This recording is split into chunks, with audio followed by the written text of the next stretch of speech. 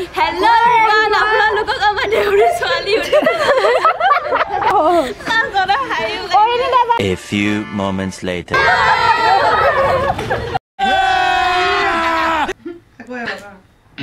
আপোনালোকক আমাৰ দেউৰী ছোৱালী ইউটিউব চেনেললৈ স্বাগতম জনাইছো। সকলোকে নমস্কাৰ। আপোনালোকক আমাৰ দেউৰী ছোৱালী ইউটিউব চেনেলটোলৈ স্বাগতম জনাইছোঁ।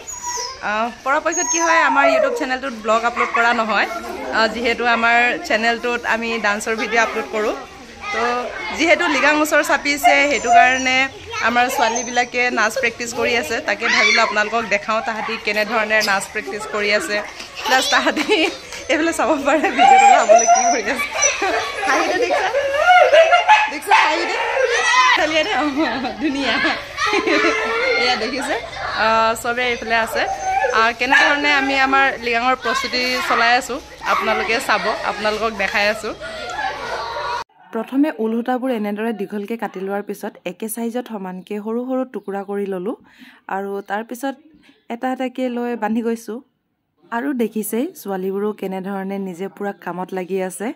এইফালে এইখিনি কাম চলি আছে আৰু ছাইডতে এইফালে কিছুমানে গেম খেলি আছে, আপোনালোকে দেখিছেই।